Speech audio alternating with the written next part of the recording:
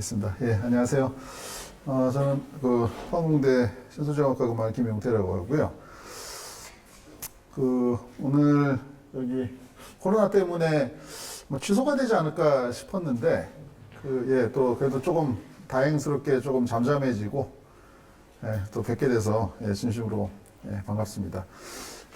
보통 제가 금요일에 과학터치 강연을 그래도 지금까지 몇 번 했는데, 보통은 이제 초등학생, 중학생, 그 다음에 이제 학부모님, 이제 보통 청중들이 그래야 되는데, 오늘은 보니까 대구는 좀 분위기가 많이 다른 것 같습니다. 어르신 분들도 많으시고. 그래서 오늘 제가 소개해 드릴 내용은, 제목이 이렇게 됩니다. 물로 가는 자동차. 네. 물음표가 붙어 있죠? 그러니까 물로 자동차 갈 수 있을까? 없을까? 한번 오늘 같이 한번 얘기를 해보는 시간을 갖도록 하겠습니다. 어떻게 생각해요? 우리 저 앞에 지금 몇 학년이세요? 초등학교? 초등학교 4학년. 물로 가는 자동차가 있을까 없을까? 아직까지는 못 들어본 것 같다. 그러면은 시간이 좀 지나면 나올 것 같아요? 나올 수도 있을 것 같다. 차 자체에서 수력 발전을 해요? 그러니까 뭐 하여튼 물 가지고 뭔가 발전할 것 같다. 우리 옆에 형이야? 네, 형 몇 학년? 중학교 1학년. 형이 보기엔 어떨 것 같아? 물로 가는 차가 있을까요, 없을까? 조만간 나올 것 같기도 하고. 나올 것 같기도 하고, 안 나올 것 같기도 하고. 다른 분들도 뭐 답을 아시는 분도 계실지도 모르겠고요. 오늘 저 강의가 끝나면은 답을 하실 수가 있으실 거라고 보입니다. 그래서 답은 있을 수도 없고 없을 수도, 그러니까 뭐 있을 수도 있고 없을 수도 있고는 아니고요. 답은 있습니다. 답은 이따 정답을 알려드릴 텐데, 물론 과연 차가 갈 수 있을지 한번 보도록 하겠습니다. 오늘 이 수업 시간이 어떻게 몇 시간? 담당자님? 강의 시간이 대략 30분 정도 하면 될까요? 예. 예. 요 그림을 보시면요. 이게 지금 여기를 불을 끄시면 더 잘 보일 것 같긴 한데, 이쪽을 한번 봐주시면. 예, 한쪽만 끄셔도 되고요. 예, 이게 보시면은 좀 그림이 무시무시하죠. 이게, 잘 보면 이게 또 물인데, 여기가 지금 우리가 살고 있는 데인데, 이렇게 물이 잠겨 있습니다. 그러니까 이게 뭐 좀 과장되게 그린 그림이긴 한데, 지구 온난화가 가속이 되면은, 결과적으로 북극이나 남극에 있는 그런 빙하들이 다 녹아서 해수면이 상승을 할 테고요. 그래서 점점 이제 이렇게 뭐 극단적으로 표현하면 이렇게 될 수도 있다는 거죠. 그래서 지구 온난화를 반드시 막아야 되는데, 선생님께서 잠깐 말씀하시는 것 같은데, 보통 우리가 한 2도 정도 밑으로 억제를 해야 된다고 좀 보고 있습니다. 근데, 이제 그러기 위해서는 특단의 조치를 취하지 않으면, 저도 지금 이제 시간보다 조금 늦은 게 톨게이트 들어와서부터 어마어마하게 막히는데요. 차가 엄청나게 많습니다. 근데 뭐 대부분의 지금 차들이 다 이산화탄소를 열심히 뽑아내서 지구 온난화를 가속시키고 있죠. 그래서 이제 특단의 조치가 없으면 사실은 뭐 극단적으로 이렇게까지 될 것 같지는 않습니다만, 아무튼 뭐 이렇게 될 수도 있다.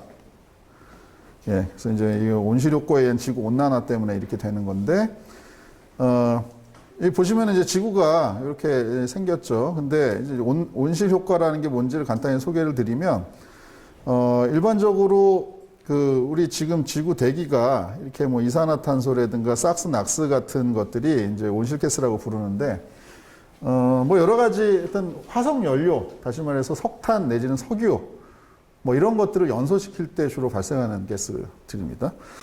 근데 이제 이런 가스들이 이제 이렇게 지구에, 뭐 우주 밖으로 이렇게 나가진 않겠죠. 지구 이제 대기권 쪽에 이렇게 층을 형성하는데, 이게 별로, 그러니까 보통 우리 지구는 이게 그렇게 두껍지가 않아요. 그래서, 태양광이 이렇게 들어오면요, 이렇게 도로 잘 나갑니다. 근데 이제 이게 지금 그 여러 가지 화석연료들을 연소하면서 이제 생성물들이 잔뜩 나오게 되는데 얘들이 많아지게 되면 온실가스 층을 형성을 해요. 그러니까 온실가스라면 비닐하우스 생각하시면 되겠습니다.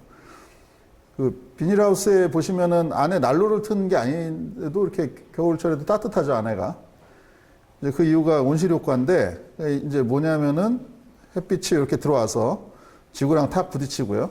이제 우리가 통상 얘기하는 비탄성 충돌을 합니다. 그러니까 충돌하면서 에너지를 일부 잃게 되는데요. 태양광이 에너지를 일부 잃게 되면 적외선이 됩니다. 그러니까 빛이 에너지를 조금 잃게 되면 열로 바뀌게 돼요.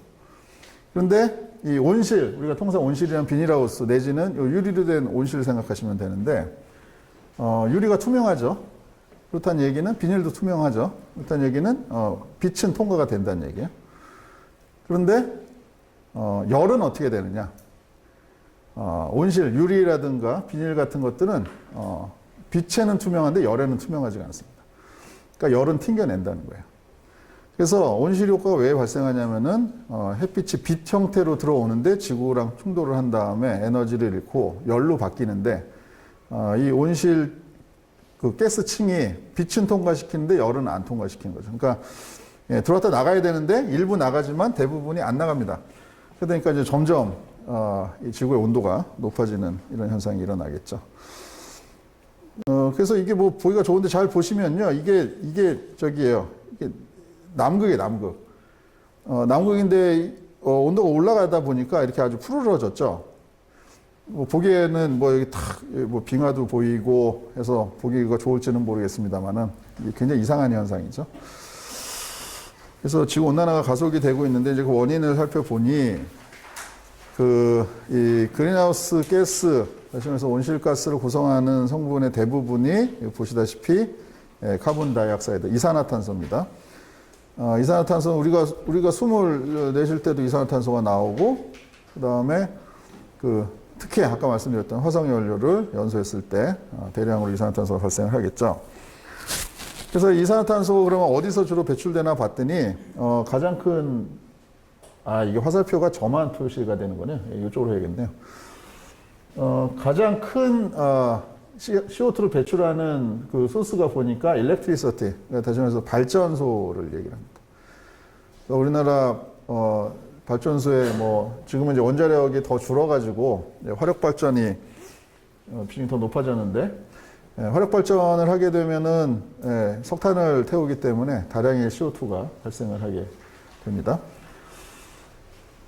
거의 비슷한 양의 CO2가 또 어디서 나오냐면은 이 트랜스포테이션, 그러니까 자동차에서 나옵니다.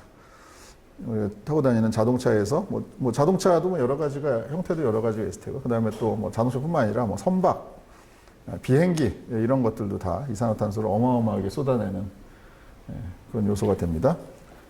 그리고 이런 인더스트리가 이거는 뭐 우리가 어떤 공장에서 뭐 여러 가지 제품들을 생산할 때 이산화탄소가 발생을 하게 되고요. 우리가 사람이 사는 뭐 커머셜 내지 레지던셜에서는 크게 그렇게 발생하지는 않습니다. 그러니까 집에서 뭐 보일러 해가지고요. 뭐 이제 도시가스를 우리가 태우잖아요. 네, 그렇게 해서 나오는 이산화탄소는 사실은 생각보다 그렇게 크지는 않다. 어그리컬처도 있습니다. 여기서 나오는 이산화탄소들도 있는데, 아무튼 발전 자동차 이 두 가지가 이제 가장 큰 문제점이라는 것이고, 그래서 말씀드렸듯이 이제 이산화탄소 나오는 이유는 뭐 엔진을 예를 들어 보면, 여기 보시다시피 이렇게 이게 이제 옥탄이라는 건데, 휘발유라고 생각하시면 됩니다. 휘발유가 사실은 요것뿐만 아니라 여러 가지 형태의 화합물들로 구성되어 있는데, 통상 우리가 뭐 그런 말 들어보셨을 거예요. 옥탄가가 높다 뭐 이런 얘기 들어보셨죠. 고급 휘발유일수록 옥탄가가 높은데 이렇게 생긴 놈들의 비율이 높다는 얘기입니다. 아시다시피 자동차 엔진은 이제 그 피스톤 실린더 디바이스 안에서 얘들을 산소랑 섞어가지고 이제 폭발을 시키는 것이죠. 그래서 피스톤이 밀리면서 우리가 이제 자동차를 움직이게 되는데, 그러니까 그걸 폭발을 시킨다는 건 산소랑 반응을 시키는 건데 연소 반응인데, 이렇게 보시면 여기에 자꾸 이게 제가 제 쪽을 보네요. 여기에 보시면 여기 옥탄이고요. 여기 산소인데 이렇게 해서 연소를 시키게 되면은 생성물로 뭐가 나오느냐? 우리가 필요한 건 이거죠. 열. 예, 요 열이 나오는, 이 열 가지고서 이제 자동차를 움직이는 건데, 이 열만 나오면 참 좋겠는데, 여기 보시면 물도 나오고요. 근데 뭐 물은 특별히 문제는 안 됩니다. 요게 무조건 나옵니다. 이산화탄소가. 그래서, 자동차에서 화석연료를 연료로 하는, 화석연료를 태우는 자동차인 경우에는 이산화탄소 배출을 막을 수가 없어요. 차를 타고 다니면 이산화탄소는 무조건 나오고, 그래서 지구의 온실 효과는 가속된다. 이렇게 보시면 되겠습니다. 자, 그러면 어떻게 해야 되겠느냐? 사람들이 이제 여러 가지 노력들을 기울이죠. 이런 문제를 해결해야 되니까. 그래서 크게 두 가지 접근으로, 뭐 일단은 자동차 예만 드립니다만은, 뭐 발전소도 마찬가지겠는데, 오늘 이제 주제를 자동차로 잡았으니까 자동차에 대해서 말씀을 드리면 두 가지 접근이 있어요. 그러니까 하나는 지금보다 같은 거리를 가되 화석연료 사용량을 줄이는 거. 다시 말해서 연비를 높이는 일이라고 보시면 되겠습니다. 그러면 우리가 필요한 거리만큼 이동을 하더라도 기존에 비해서 이산화탄소가 덜 나오겠죠. 그래서 이산화탄소를 덜 나오게 하는 기술이 한 가지고요. 또 다른 한 가지 기술은 이산화탄소를 아예 안 나오게 하는 기술입니다. 그래서 덜 나오게 하는 기술은 여기 지금 보이시는 이 두 가지를 보시면 되겠고, HEV, 하이브리드 일렉트릭 비클. 들어보셨을 거예요. 하이브리드 자동차라는 거 있죠? 이거는 많이 돌아다니죠. 그 다음에 이 하이브리드 자동차보다 조금 진보된 게 이제 PHEV라고 해가지고, 플러그인 하이브리드 자동차라고 하는데, 요 두 가지는 CO2가 나오긴 나오는데 연비를 획기적으로 개선을 시켜서 CO2의 발생량을 줄이는 거예요. 줄이는 목표로 하는 것이고요. 여기에 그 다음에 보이는 EV, 이게 이제 일렉트릭 비클, 요새 많이 나오는 전기차입니다. 이게 전기차. 그 다음에 FCV라고 해서 이제 Fuel Cell Electric Vehicle이라고 하는데, 이게 요새 언론에서 소개되는 수소차입니다. 소차, 그러니까 넥소라고 나와 돌아다니는 거 있죠. HEV, PHEV하고는 다르게 EV, FCEV는 이산화탄소를 이 차 자체만으로는 아예 배출을 안 하는 그런 형태의 자동차들입니다. 그래서 이 두 가지 형태로 진행이 되는데, 먼저 이산화탄소의 배출량을 줄이는 방식, 그래서 이제 하이브리드 자동차부터 한 가지씩 좀 보도록 하면요. 하이브리드 자동차는 이 하이브리드라는 게 이제 뭔가가 짬뽕이 됐던 거죠. 뭐 잡종이라는 의미도 있을 테고요. 그러니까 전기의 구동력과 그 다음에 기존의 내연기관, 가솔린 또는 디젤 내연기관의 구동력을 두 가지를 동시에 짬뽕을 한 자동차다 이렇게 보시면 되는데, 사실은 뭐 어르신들도 계십니다만 아실 테지만 지금 우리가 타고 다니는 일반 내연기관 자동차에도 배터리가 들어갑니다. 그 12V짜리 배터리가 이렇게 들어가죠. 그거 한 번씩 중간중간 이렇게 타다가 이렇게 갈아줘야 되죠. 그런데 이 12V 배터리는요, 걔가 할 수 있는 일은 이제 우리가 줄여서 SLI 이렇게 얘기를 해요. SLI. 그래서 걔의 역할은 뭐냐면은 S는 뭐 스타트, 시동 걸 때, 통상 세로 모터라고도 하고요. 스타트 모터 있죠. 그 드릉 하고 이제 돌아가는 그거를 돌리는 역할이 있고, 그 다음에 L은 라이트닝, 불 켜는 역할. 그러니까 앞에 차에 뭐 안에도 켜고 밖에도 켜고 하죠. 그 다음에 I가 이그니션. 그러니까 가솔린 엔진 같은 경우는 흡입, 압축, 폭발할 때, 이제 폭발할 때 그 스파크를 빵 터트려주는 그 역할을 하는 게 이제 전기가 필요한데, 이제 그게 12V 일반적인 배터리입니다. 근데 아시다시피 12V 배터리로는 차가 갈 수는 없죠. 그거는 차가 갈 수가 없습니다.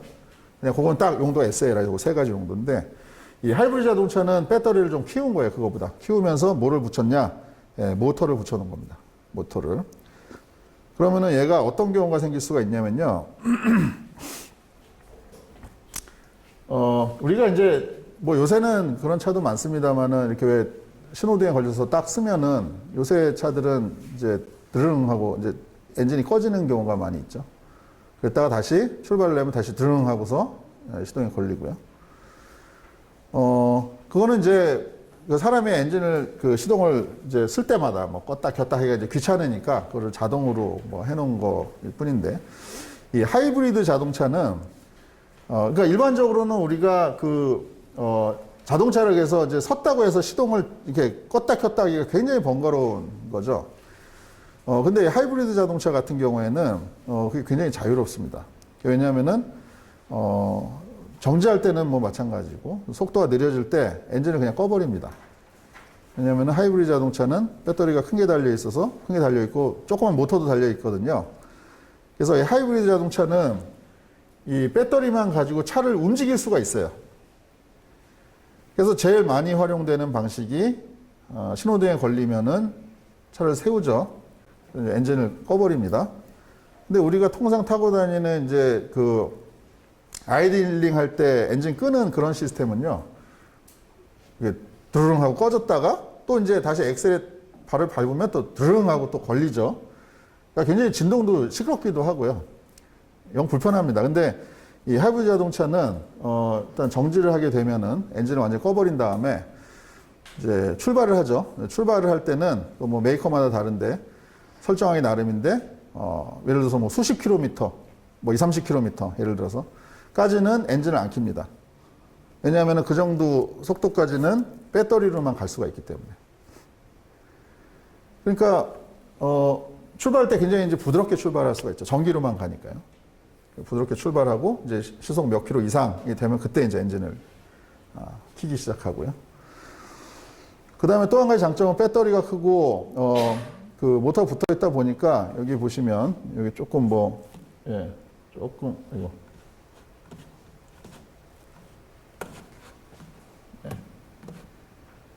여기 보시면 여기 리제너러티브 브레이킹이라고 써 있는 게 있는데 이게 뭐냐 회생 제동이라고 해서 사실은 이제 우리가 연비 손실의 제일 큰 게 뭐냐면은 잘 달리다가 끼익 쓰는 거죠. 신나게 연료를 태워가지고 운동 에너지를 만들어 놨는데 뭐 앞차가 쓰든지 아니면 뭐 신호등에 걸리든지 하여튼 끼익 서야 됩니다. 그러면은 그 연료를 연소해서 애써 만들어 놨던 그 운동 에너지를 다 열로 그냥 브레이크에서 다 태워버리는 거예요. 너무 아까운 일이죠. 근데 이 하이브리드 자동차 같은 경우에는 그렇게 해서 이제 정지를 할 때 브레이크 쪽에다 발전기를 붙이는 거예요. 그러니까 발전기를 돌리면서 제동도 걸리겠죠. 그러면서 그 발전기를 가지고 발전을 합니다. 그래서 회생 제동, 그러니까 제동할 때 그걸 다시 회생을 시켜가지고요. 그걸 전기로 배터리에 집어넣어놔요. 그리고 출발할 때는 그 배터리로만 출발을 하고요. 그래서 요 회생 제동이라는 것 때문에 연비를 크게 개선을 시킬 수가 그렇게 있게 됩니다. 그래서 이제 요새 이제 하이브리드 자동차 굉장히 많이 나오고 있죠. 근데 이게 사실 되게 오래됐습니다. 하이브리드 자동차가. 최초의 하이브리드 자동차라고 되어 있는 건데, 보시면은 1901년, 포르쉐 뭐 아시는 메이커도 보이죠? 1901년도에 최초의 하이브리드 자동차가 나왔어요. 근데 사실은 이제 지금 같은 어떤 알고리즘에 의해서 뭐 전기를 썼다가 엔진을 썼다가 하는 형태는 아니고요. 그냥 엔진을 쓰든지 뭐 전기를 쓰든지 둘 중에 하나인데 아무튼 두 개가 같이 있으니까 최초의 하이브리드 자동차라고 인정을 받고 있는 그런 형태가 됩니다. 이 최초의 이제 하이브리드는 사실은 이제 97년도에 나온 토요타 프리우스, 이거는 뭐 최근에 나온 모델인데요. 요 이제 97년도 프리우스가 나오면서 사실은 본격적인 이제 하이브리드 자동차가 시작됐다고 보면 되겠습니다. 뭐 이런 형태도 나왔었고, 뭐 최근에는 이제 이런 형태들도 나오죠. 우리나라에서도 뭐 소나타, 뭐 하여튼 요새는 뭐 대부분의 그 모델의 하이브리드 그 옵션이 다 있는 것 같아요. 그래서 하이브리드 자동차 같은 경우에는 이 회생제동이라는 걸 통해서 그 브레이크를 밟을 때 버린 열 에너지를 버리는 에너지를 세이브를 많이 할 수 있다. 그래서 연비를 높일 수가 있다. 요거보다 연비를 더 높이는 방식이 뭐냐면은 여기 나오는 PHEV라는 겁니다. 요건데요. 여기 PHEV인데 요거는 플러그인 이렇게 해야 돼요. 플러그인인데 플러그인은 뭐예요? 뭐 지금 이것도 다 플러그죠. 이런 거 다 지금 플러그인이죠. 그 플러그가 인이 되어 있죠. 얘는 자세히 보시면요. 여기 요 차를 보시면 두 개가 쫙 보이는 게 마땅치가 않네요. 얘는 그 주유구가요. 두 개가 있습니다. 여기 하나가 있고 요 반대쪽에 지금 있는 것 같아요. 기름 구멍은 요 반대쪽에 있고 요게 뭐냐? 요거는 이렇게 플러그인 하는 거예요. 그러면은 이거는 뭐냐라고 하면은 하이브리드랑 똑같아요. 똑같은데 플러그인을 할 수가 있어요. 그래서 충전을 하면은 얘가 얼만큼 가느냐, 뭐 모델에 따라 조금씩 다른데 많이는 못 가고요. 대략적으로 한 6, 70km 간다고 합니다. 6, 70km. 그러면 이제 배터리가 다 방전이 되겠죠? 그 다음에는 어떻게 되느냐? 그 다음에는 아까 보셨던 하이브리드 자동차처럼 기름으로 가는 거야. 그러면서 회생제동도 하고요. 하면서 연비를 굉장히 높일 수가 있습니다. 그럼 뭔가 좀 애매하죠? 이 플러그인 하이브리드, 그러니까 하이브리드랑 같은데, 여기 보시면 배터리가 좀 더 커졌고요. 그죠? 배터리는 좀 더 커졌고, 엔진은 조금 더 작아지는데, 가장 큰 특징이 이렇게 전원을 이렇게 연결한다. 그리고 충전하면 60km 정도를 갈 수가 있다. 그럼 이게 도대체 이게 뭐 하는 거냐? 이거 왜 뭐 해필이면 60km가 뭐냐? 이렇게 되는 거죠. 제대로 하려면 좀 멀리 가게 하든지 뭐 해야 될 텐데 60km입니다. 근데 그게 뭐냐면 특히 이제 요 차 개발할 때 그게 이슈였는데요. 여기 이제 15레 볼트라고 그 미국에서 사실은 이제 오바마 정부에서 아주 뭐 본인 정권의 어떤 작품으로 이렇게 생각을 하던 이제 그런 모델이죠. 그 60km가 뭐냐면요. 하루에 이제 조사를 해보니까 많은 케이스에서 그 40마일, 그러니까 60km 정도를 안 넘는다는 거예요. 운행거리가. 그 이유를 생각해 보면 명확한 거죠. 그러니까 보통 대부분 많은 사람들이 출퇴근 거리가 왕복 합쳐서 60km까지는 안 넘는다라 이제 하는 얘기가 됩니다. 그러면은 이 플러그인 하이브리드 같은 경우에는 어떻게 되는 거예요? 주중에 우리가 이제 차를 운행할 때는 출퇴근한다. 월요일부터 금요일까지 출퇴근을 한다라고 하면은 기름 한 방울도 안 쓰고 다닐 수가 있다는 얘기입니다. 순수하게 전기로만 다닐 수가 있는 거죠. 그런데 뭐 우리가 뭐 맨날 출퇴근만 할 수는 없죠. 차로. 뭐 여행도 한 번씩 가야 되고요. 멀리 갈 때는 어떻게 됩니까? 멀리 갈 때는 60km까지는 전기로만 가다가 그보다 더 멀리 가야겠다? 그때부터는 기름을 쓰는 겁니다. 그래서 기름을 쓰면서 하이브리드 자동차처럼 마찬가지 회생제동도 하고 그래서 연비를 높이는 그런 형태가 되겠죠. 뭐 머리를 굉장히 잘 쓴 것 같은데 불행히도 많이 팔리지는 않은 것 같아요. 그래서 뭐 여러 가지 모델들이 나왔고요. 뭐 이렇게 뭐 멋진 모델도 나오고 이렇게 됐습니다. 자, 그래서 이제 지금까지 보셨던 거는 HEV, PHEV인데 얘들은 어찌됐든 간에 기름을 아예 안 쓰진 않지만 연비를 크게 높여서 CO2 배출량을 줄이는 방향의 연구입니다. HEV보다 PHEV가 이제 배터리가 좀 더 커졌죠. 배터리 비싸기 때문에 최대한 작은 양의 배터리를 쓰면서 우리가 목표를 달성을 해야 되는데, 자, 그러다 보니, 아니, 그냥 엔진을 아예 떼버릴 수는 없을까? 뭐 하는 생각이 당연히 들겠죠. 자, 그래서, 이제 PHEV까지 진화가 되다가, 이제 이 엔진 요 조금 저기 쓰는 것도 안 되겠다. 그냥 아예 떼버리자. 라고 해서 나온 게, 일렉트릭 베이클, EV, 전기차입니다. 요새 나오는 전기차는 기름 한 방울도 안 넣죠. 이건 뭐 아시다시피, 전기 모터로 돌리는 거예요. 그러니까 배터리에 우리 스마트폰 충전하듯이 충전했다가, 전기 모터를 돌리는 것이죠. 이게 지금 1823년도인데 첫 번째로 전기 모터가 나왔대요, 이때. 나왔고요. 사실은 여기 보시면 1895년도인데 이게 첫 번째 1세대 전기차 원형이 된다고 합니다. 사실은 1800년대 후반부터 자동차 산업이 본격화가 되면서 이제 대중적으로 이제 마차에서 이제 슬슬 바뀌는 상황이 되는데,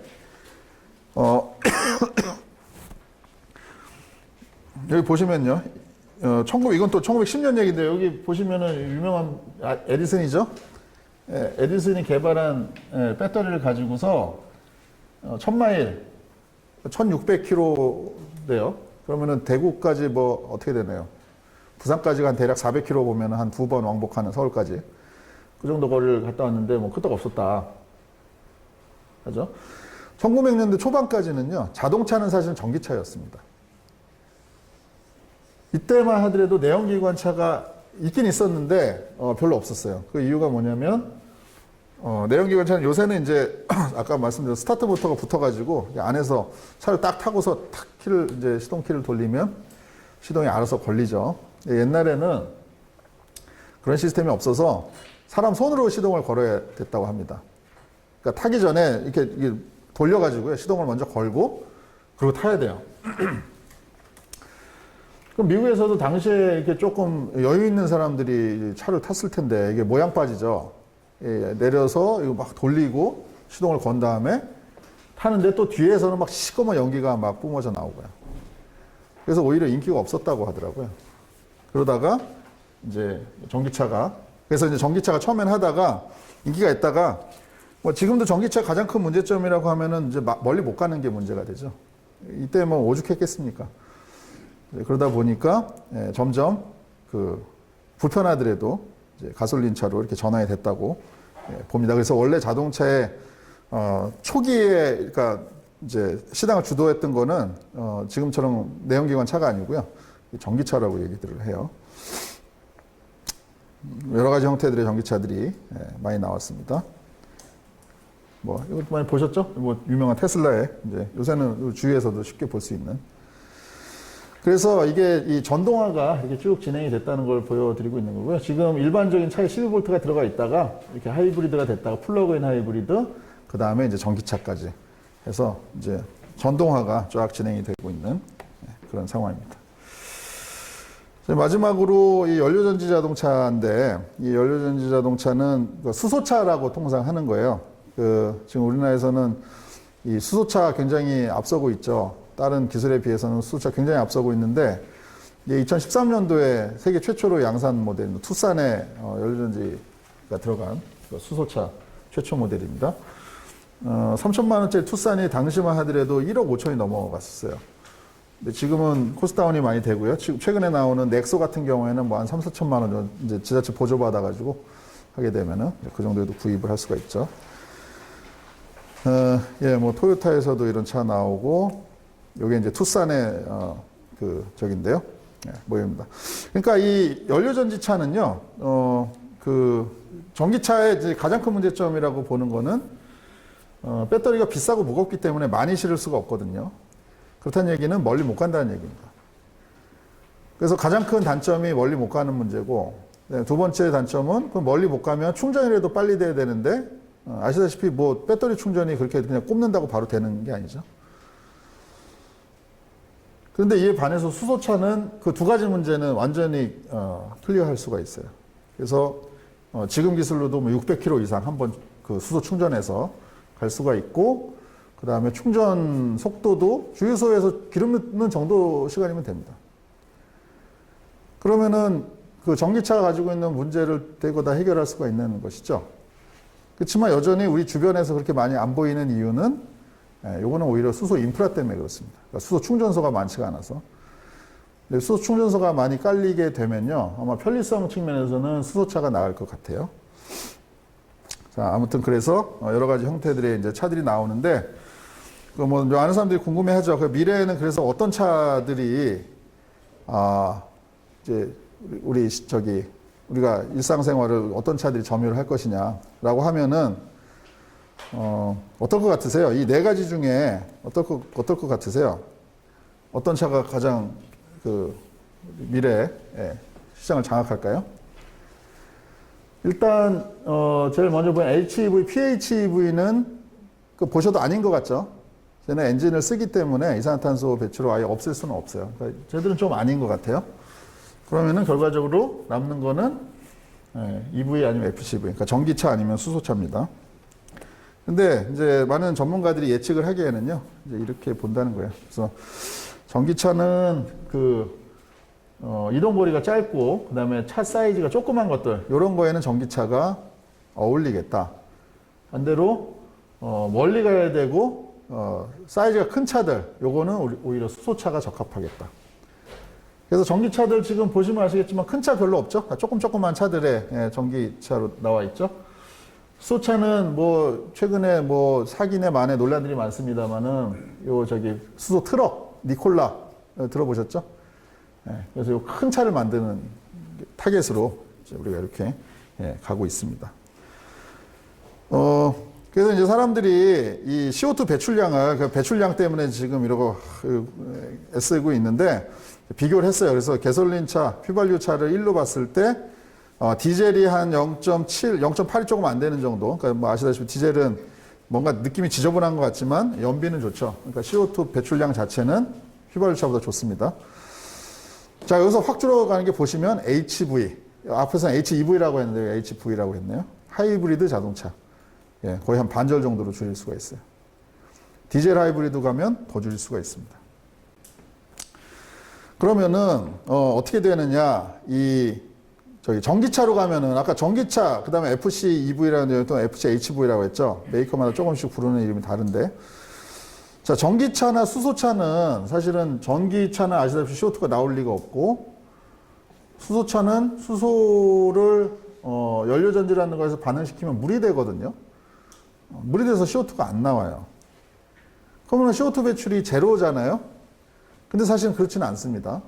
왜냐면은 자, 전기차인데 그러면은 사실 이제 그걸 따져봐야죠. 전기차 자체는 CO2가 안 나오는데 그 전기는 누가 어디서 만들었을까요? 그걸 생각해 보면 이제 얘기가 이상해지기 시작하죠. 그거는 뭐 석탄을 열심히 태워서 만들었어요. 화력발전소에서 많이 만들었다면 별로 효과가 없겠죠. 그래서 여기 보시면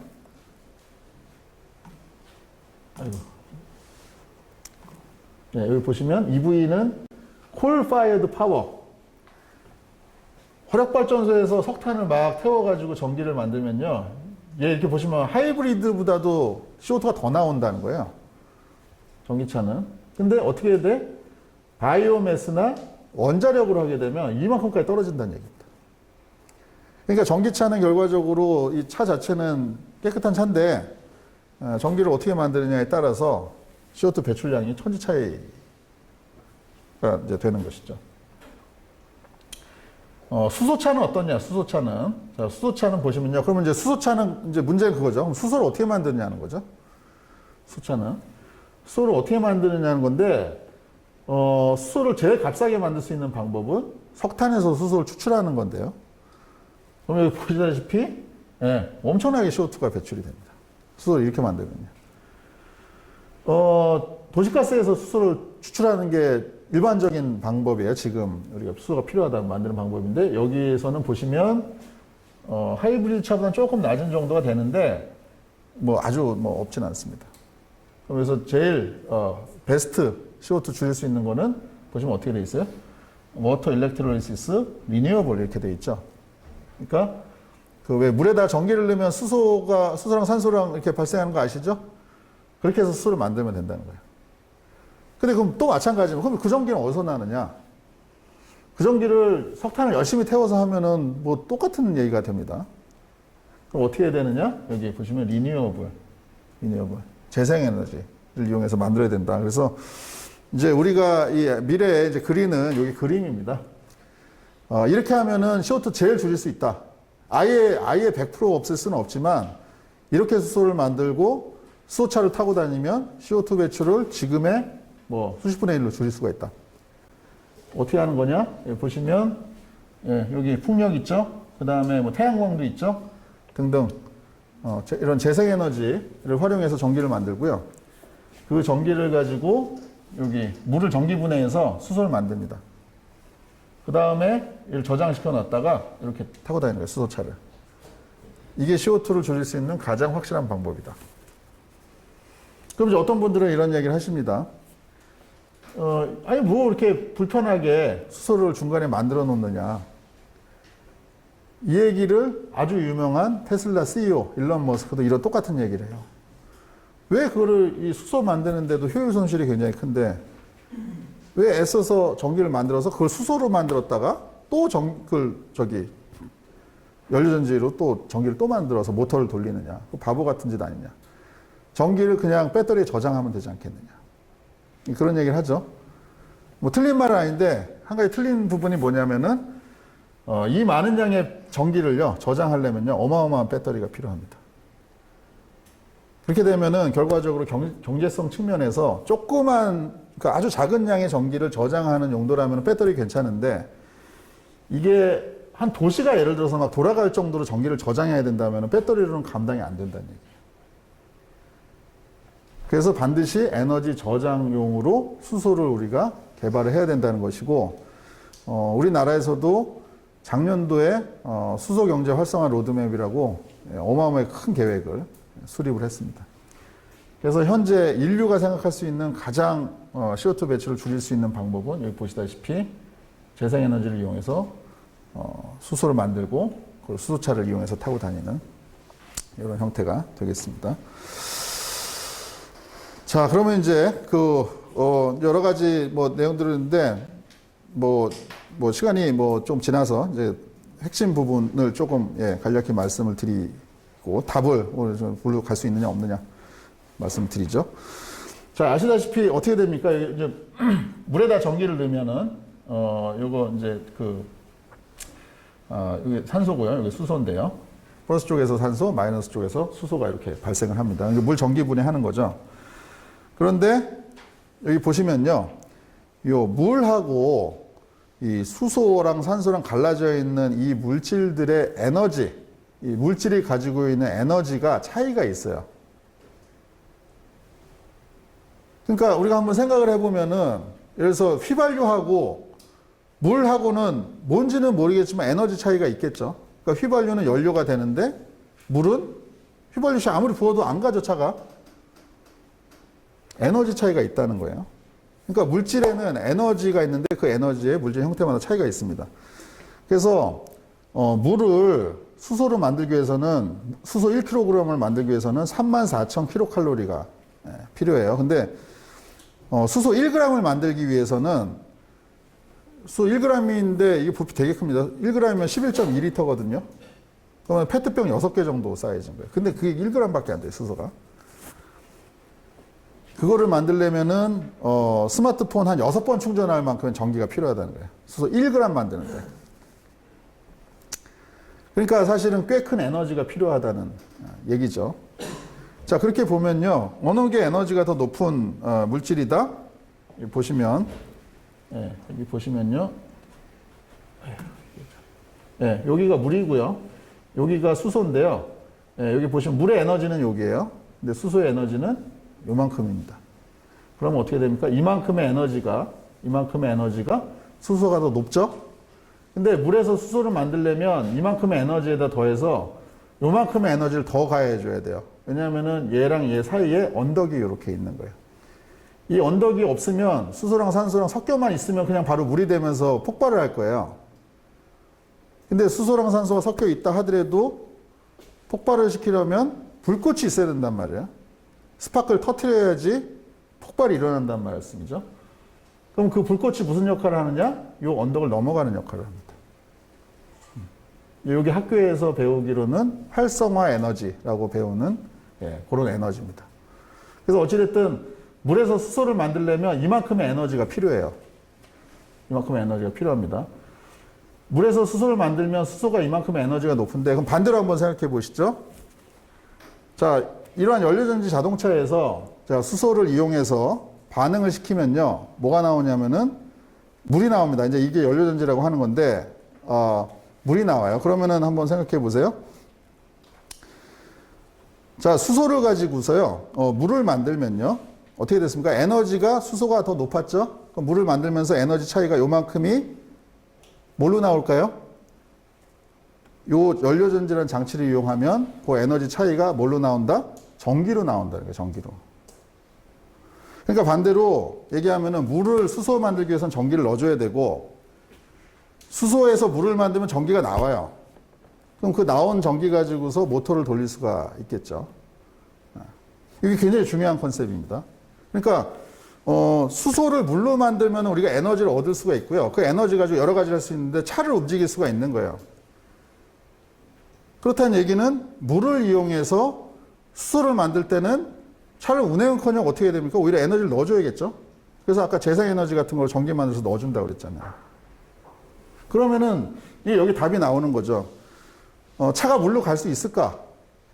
그러면은 어떻게 됩니까? 여기서 보실 때 아까 수소 같은 경우에는요. 여기 보시면 수소가 물이 되면 요만큼의 에너지를 밖으로 배출한다고 그랬죠? 그러니까 그 에너지 가지고 차를 움직이는 거예요. 그러면 다른 말로 자, 물을 가지고 차를 움직이려면 자, 물보다 에너지가 더 낮은 뭔가가 있어야겠죠. 물보다 더 낮은 에너지를 갖는 어떤 화합물이 공기 중에 있는 원소들이랑 어떠한 반응을 통해서 만들 수가 있다면, 물보다 더 낮은 에너지의 물질을 만들 수가 있다면 그 에너지 차이만큼을 이용해서 차를 운행할 수가 있을 거예요. 그렇죠?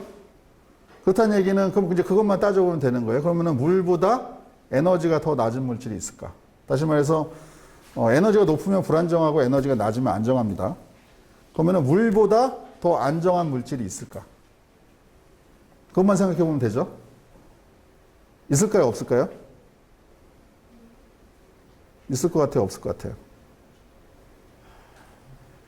특별한 요소를 가하지 않는 그 공기 중에 있는 뭐 연소라는 게 공기 중에 있는 산소를 쓰죠. 물하고 공기 중에서 반응할 수 있는 산소랑 뭔가에 반응을 시켜서 물보다 더 안정한 물질은 만들 수가 없습니다. 그러니까 물보다 더 안정한 물질은 없다 생각하시면 돼요. 우리 주변에 제일 안정한 물질이 하나가 물이고 하나가 CO2예요. 얘를 어떻게 하기가 되게 어렵습니다. 그러니까 CO2로 끝나가지고 다 하늘로 올라가는 거고요. 수소를 그 연소를 시키든 연료전지 반응을 시키든 다 물로 거기서 끝나는 거예요, 그냥. 그러면은 예측이 되시죠? 물로 갈 수 있습니까, 차가? 못 갑니다. 차는 못 갑니다. 예. 왜냐하면은 물보다 더 안정한 물질이 있어야 되는데 그런 물질이 없어요, 지구상에. 그래서 답은 사실 못 갑니다. 근데 간다고 하는 사람들이 자꾸 있습니다. 물로 차를 움직였다 하는 사람들이. 보세요. 이 사람인데요. 좀 애매해. 파키스탄인데. 예. 여기에서 이 아저씨가, 여기 이제 언론도 막 불렀어요. 불러가지고, 주유구에다 진짜 물을 넣었습니다. 차가 갔어요. 그걸 이제, 맞잖아요. 그러니까 주유구에다 물 넣는다고서 물 넣고서, 언론사에서 와서 사진을 다 찍고 했는데 차가 진짜 갔어요. 이게 어떻게 된 일일까요? 이거보다 아까 말씀드렸지만 얘가 가려면 얘보다 더 낮아야 되거든요. 뭔가가. 얘가 더 낮은 뭘로 바뀌어야 되는데 그런 게 없다니까요. 지구상에는. 그런데 차가 갔어요. 그럼 이거 도대체 어떻게 된 일일까요? 안에 미리 안에 어떤 거? 안에 비밀 작성을 넣어놓고 정답은 뭐냐면은 여기에 뭐가 연결이 이렇게 돼 있죠. 연결되는데 이게 뭐냐면은 배터리가 연결이 돼 있어요. 배터리가. 그러니까 배터리 연결되어 있는 데다가 물을 부으면 어떻게 됩니까? 아까 말씀드렸던 이거죠. 물이 분해돼서 뭐가 생겨요? 수소가 생기죠. 네, 수소는 수소차에서는 연료전지라는 장치를 이용해서 전기를 만드는데 수소는 그냥 태워도 됩니다. 수소는 수소 폭발성이 있다고 들어보셨죠? 수소 무서워하잖아요. 수소는 불이 잘 붙어요. 그러니까 가솔린 엔진 좀 개조하면요, 수소 이렇게 터트리면 차가 갑니다, 진짜로. 그럼 이게 사실은 물로 간 게 아니죠? 그럼 이건 뭘로 간 걸까요? 수소로 간 거죠, 수소. 근데 실제 수소 만든 건 누구야? 전기. 그 전기가 어디서 나왔어요? 배터리에서. 그러니까 이 차는 그럼 언제까지 갑니까? 배터리 다 그렇죠, 배터리 방전될 때까지 가는 거지. 그래서 여기에 이렇게 프라우드, 사기다 이렇게 돼 있죠, 사기를 친 겁니다. 자, 이런 것도 있어요. 근데 이건 사기는 아닌데요. 이건 진짜 갑니다. 이건 진짜 가는데요. 물 부으면 가요. 그리고 이런 거 실제로 팔아요. 이런 거 실제로 파는데 그냥 물 부으면 갑니다. 진짜로 차가. 이거 어떻게 된 거냐? 이거는 이 안에 뭐가 들어있냐면요. 알루미늄 가루가 들어있어요. 알루미늄 가루. 근데 알루미늄은 녹슬기가 되게 쉬운 금속이거든요. 우리가 여러분 보시는 알루미늄 포일이니 뭐 이런 것들은 다 표면이 산화된 알루미늄들인데 금속 알루미늄 쓰면 표면이 산화되기가 쉬워요. 그렇다는 얘기는 뭐냐면은 산화가 되면서 수소를 만들 수가 있어요. 이것도. 그러니까 알루미늄 금속 가루에다가 물을 부으면 거기서 수소가 나오고 거기 아까 말씀드렸던 수소차에 들어간 똑같은 연료전지 조그맣게 만들어서 수소를 넣으면 얘 전기가 나오겠죠? 전기를 모터를 돌려서 차가 가요. 그러니까 겉보기에는 물 부으면 차가 가겠죠. 이 경우에는 어떻게 될까요? 이 경우에는 물로 간 걸까요? 물이 아니라 알루미늄. 알루미늄으로 간 거죠, 알루미늄. 얼만큼 가겠습니까? 다 산화돼서. 그렇지. 예, 알루미늄 다 산화될 때까지. 그럼 다시 가게 하려면 어떻게 돼요? 알루미늄을 다시 금속으로 바꿔야겠죠, 산화된 거를. 어떻게 해야 돼요? 어떻게 해야 되겠어요? 전기를 무지하게 넣어야 돼요. 전기를 넣어야지 알루미늄이, 녹슨 알루미늄이 녹이 안 쓴 알루미늄으로 바뀝니다. 또 전기가 필요하네요. 그죠? 똑같은 얘기가 되죠, 계속. 그래서 에너지의 형태가 이게 배터리에 들어있는 전기냐, 아까 요 사기친 요 아저씨는 몰래 숨겨서 배터리에 있는 전기를 쓴 거고, 이거는 이제 이 사람은 나쁜 의도로 이 사람은 속였으니까 사기가 된 거고, 요거는 나쁜 의도가 아니라 알루미늄 가루를 넣으면은 수소가 발생하니까. 그렇게 해서 한 거죠. 그래서 중요한 포인트는 물로 간다고 주장하는 경우가 꽤 있습니다만은 실제로는 물로 가는 게 아니다, 그게. 물에서 수소를 만들어서 간다. 그래서 이제 정리하면은 이렇게 되겠죠. 답할 수 있을까 하면 답할 수 있죠. 물로 갈 수 있습니까? 없다. 없습니다. 뭐 물로는 못 가고. 그럼 어떻게 가요? 물에서 만들어진 수소로 가는 차는 있다. 이렇게 보시면 되겠어요. 그래서 이게 마지막 슬라이드인데, 요새 이제 아마 언론에서 이런 많이 들으실 거예요. 수소 경제 이런 얘기를 많이 들으실 거예요. 들으실 건데, 우리가 살고 있는 세상은 탄소 경제라고 해요. 왜냐면은 우리가 주로 이제 연료가 기름, 석유, 석탄 이런 것들이죠. 자, 근데 얘들을 태우면 어떻게 됩니까? 이산화탄소가 되는데요. 이산화탄소가 되는데, 이 이산화탄소가 다시 순환이 되려면요. 이산화탄소를 없애는 방법은 지구상에서 어떻게 해야 돼요? 광합성을 해야 돼요, 광합성. 근데 이게 지금 보세요. 땅에서 파서 나오는 속도가 CO2가 광합성을 해가지고 없어져야 돼요, 나무로. 나무가 크죠. 그 다음에 나무가 죽어서 묻혀서 다시 석탄이든 석유든 됩니다. CO2, 광합성에서 CO2를 나무가 먹고 나무가 땅바닥에 묻혀서 석유, 석탄이 되는 이거에 비해서 지금 인류가 땅에서 파서 화석연료를 쓰는 속도가 너무 빠른 거예요. 밸런스가 하나도 안 맞아요, 그러니까. 그래서 여기 이제 탄소 경제가 이제 이런 문제점이 있습니다. 그러니까 이제 비가역적인 거예요. 그러니까 땅바닥에 있는 거를 자꾸 꺼내서 하늘 대기 중으로 다 올려보낸 거예요. 그러니까 이게 지금 문제인 거예요. 그러니까 원래는 온실가스가 온실가스층의 대기권에 있어야 될 게 아니고 다 땅바닥에 있어야 되는 거예요, 지금. 지하에 묻혀 있어야 되는 건데, 그래야지 지구가 평형 상태를 유지하는데 바닥에 있는 연료를 다 태워서 올린 겁니다. 이게 문제가 돼요. 그럼 어떻게 해야 될까요? 요거를 바꿔야 되는 게 수소 경제다. 아까 말씀드렸듯이 어떻게 합니까? 자, 재생에너지, 태양광 또는 풍력 등등을 해서 전기를 만들고, 그 전기를 이용해서 물을 분해시켜서 수소를 만들고, 수소를 이용해서 다시 전기를 만들고, 전기가 다시 물이 되겠죠? 물은 다시 재생에너지에 의해서 수소를 만들고, 이렇게 해서 돌리게 되면 지구의 평형이 깨지지가 않는다는 얘기입니다. 그래서 탄소 경제는 이제 더 이상 이렇게 지속시키면 서두에서 말씀드렸듯이 2도씨 온도 올리는 거 막을 수가 없어요. 이제 대재앙이 일어난다고 하는 겁니다. 그래서 빨리 바꿔야 되는 게 이 수소 경제라고 하는 이런 사회 시스템입니다.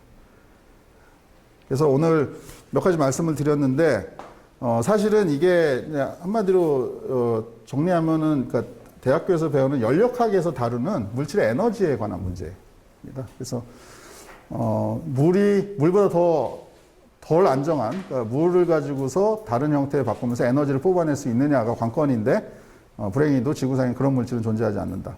물이 가장 안정한 물질이고, 그렇기 때문에 물로는 자동차를 작동시킬 수가 없다. 그래서 그게 답이고요. 그 다음에 이런 문제 해결하기 위해서 우리가 수소 경제로 전환을 해야겠다. 이게 오늘 말씀드린 내용의 핵심이 되겠습니다. 이상으로 마치겠습니다.